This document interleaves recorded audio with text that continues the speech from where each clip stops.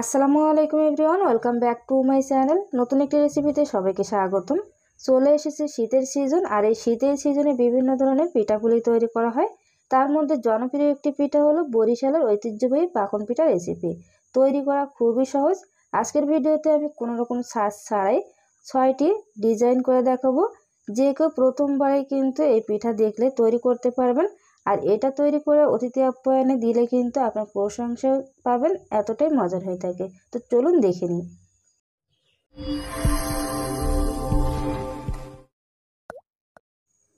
চুলায় একটি প্যান বসিয়ে চুলাটা অন করে দিয়ে আমি 2 কাপ পরিমাণ লিকুইড দুধ দিয়ে দিলাম। এখন 2 টেবিল চামচ ঘি দিয়ে দিব।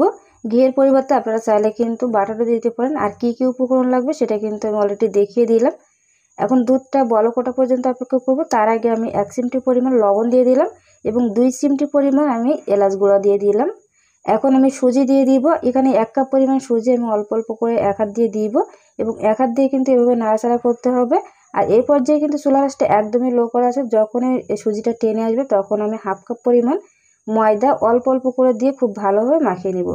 আর এই পর্যায়ে কিন্তু চুলার আঁচটা একদমই লো করে রাখতে হবে। অল্প অল্প করে ময়দা না দিলে কিন্তু দলা বেঁধে যাবে, তাই অবশ্যই কিন্তু অল্প অল্প করে ময়দা দিয়ে এভাবে করে মিশিয়ে নিতে হবে। এই পর্যায়ে কিন্তু আমি চুলাটা অফ করে দিয়েছি। এখন ঢাকনা দিয়ে ঢেকে অপেক্ষা করব 5 মিনিটের জন্য।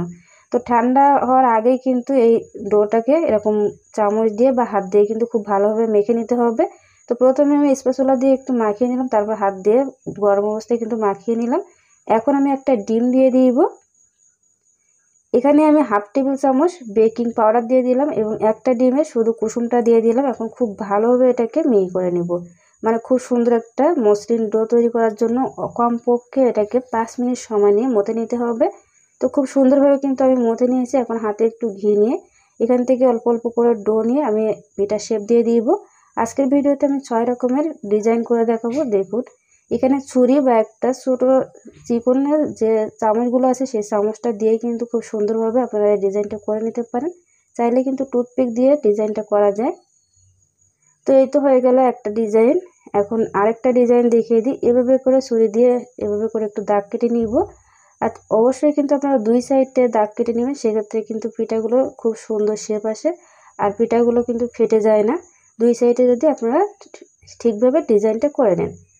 আর মাছ বরাবর আমি একটা এভাবে ছিদ্র করে দিব, তাহলে কিন্তু পিঠাগুলো ভাজার সময় আর কোনো রকম ফুলে উঠবে না বা পিঠাগুলো একদমই ফেটে যাবে না। এখন দেখিয়ে দিব আরেকটা ডিজাইন। দেখুন, একদমই কিন্তু সহজ, ছোটো বড়ো সবাই কিন্তু পিঠাটা তৈরি করতে পারবে। জাস্ট আমি এটাকে এভাবে করে একটু দাগ টেনে নিলাম, তারপর মাছ বরাবর আবার এভাবে একটু ছিদ্র করে দিব।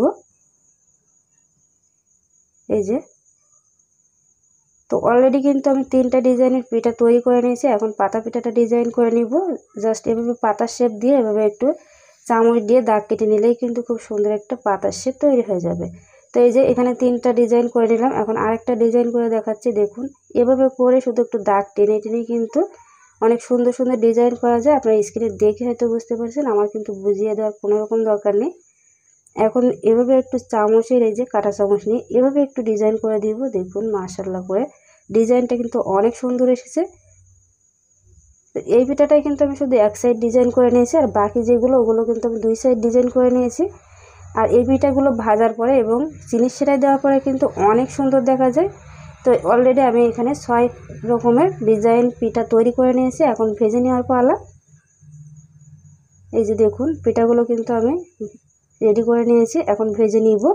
চুলার আঁচটাকে মিডিয়াম রেখে আমি চুলায় পর্যাপ্ত পরিমাণ তেল দিয়ে দিব একটা প্যানে। দিয়ে আমি তেলটাকে খুব ভালোভাবে গরম করে নিব।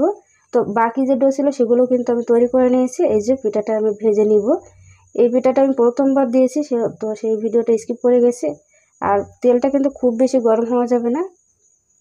খুব বেশি গরম হলে কিন্তু কালার চলে আসবে। একটু সময় নিয়ে কিন্তু ভেজে নিতে হবে। কমপক্ষে 5 থেকে 6 মিনিট সময় নিয়ে কিন্তু এই পিঠাগুলো ভেজে নিতে হবে। আপনার পছন্দ মতো কালার করে ভেজে নেবেন। যখনই এরকম একটা কালার চলে আসবে ঠিক তখনই কিন্তু তেল থেকে উঠে একটা টিস্যুর উপরে রেখে তেলটাকে ঝরিয়ে নেব। আর এদিকে আমি 1.5 কাপ পরিমাণ চিনির মধ্যে 1.5 কাপ পরিমাণ পানি দিয়ে এটাকে জাল করে নেব। সাথে আমি একটু এলাচ গুঁড়া এবং কয়েকটা এলাচও দিয়ে দিলাম। দিয়ে এটাকে বলক উঠিয়ে নিব। যখনই বলক চলে আসবে তখনই কিন্তু আমি চুলাটা অফ করে দিয়ে এই যে পিঠাগুলো দিয়ে দিলাম। পিঠাটা কিন্তু অনেকটাই ঠান্ডা, মানে উষ্ণ গরম আছে আর কুসুম গরম আছে, আর শিরাটা কিন্তু একদমই ফুটান্ত গরম ছিল। এখন আমি এই অবস্থায় ঢাকনা দিয়ে অপেক্ষা করব 10 থেকে 15 মিনিট। আপনারা চাইলে কিন্তু রাতে বানিয়ে সকালেও খেতে পারেন, তবে আর অবশ্যই কিন্তু এখানে একটা জিনিস খেয়াল রাখবেন, শিরাটা বেশি দিবেন। আমার কিন্তু শিরাটা অনেকটাই কম ছিল, যে কারণে পিঠাগুলো কিন্তু ডাবলভাবে ফুলে উঠতে পারিনি। তো এই তো আমি 15 মিনিট পরে পিঠাগুলো একটা পাত্রে উঠিয়ে নিলাম। মাশাআল্লাহ করে দেখুন অনেকটাই কিন্তু ফুলে ডাবল হয়ে যাচ্ছে, বাট কোনো রকম কিন্তু শিরা ছিল না। আপনারা এই ভুলটা করবেন না, অবশ্যই কিন্তু শিরাটা বেশি দেওয়ার চেষ্টা করবেন।